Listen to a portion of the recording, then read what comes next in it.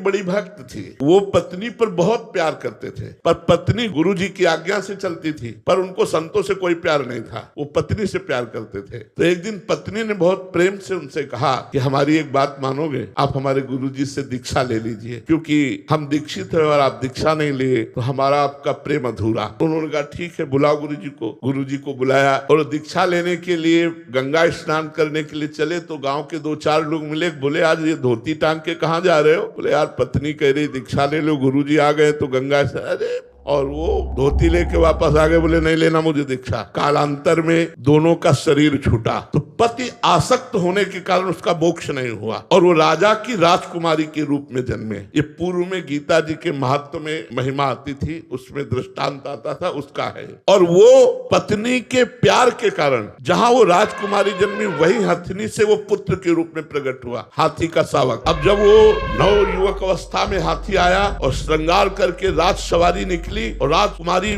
सिंहासन पर आरूढ़, तो जे भी उसने देखा तो पूरी स्मृति जागृत हो गई कि ये तो मेरी पत्नी थी। अब ये राजकुमारी और मैं हाथी हूँ, कैसे मिलन हो सकता है? वो चुपचाप सहता रहा, क्योंकि कुछ अपनी बात व्यक्त नहीं कर सकता, हाथी रूप में है। अब राजा ने अपनी राजकुमारी का स्वयंवर रचा। जे ही स्वयंवर की घोषणा हुई तो उसने खाना पीना सब छोड़ दिया। वो बहुत ही सुशोभित हाथी के रूप में था। राजा को सूचना पहुंची, राजवैद्यों ने देखा, बोले कोई रोग नहीं। राजकुमारी विज्ञान संपन्न थी क्योंकि भजन करती थी। उसने कहा इसकी औषधि मेरे को पता है, मुझे एक बार इसके समीप जाने दो। नजदीक गई और कान में कहा था गुरुदेव को वरण कर लो। नहीं वरण किया ना तो हाथी की योनि को प्राप्त हुए। सकुचाओ मत, तुम्हारे गले में जयमाला डालूंगी। सकुचाओ मत, स्वयंवर में तुम शोभा के लिए खड़े किए जाओगे और मैं तुम्हारे ही गले में माला डालूंगी और इस जन्म में इतना भजन करूंगी कि आगे जन्म में हम फिर दोनों मिलेंगे। उसने ऐसा ही किया। भजन के प्रभाव से अपने पति को हाथी की योनि से मुक्त करके अगला जन्म फिर मनुष्य का हुआ।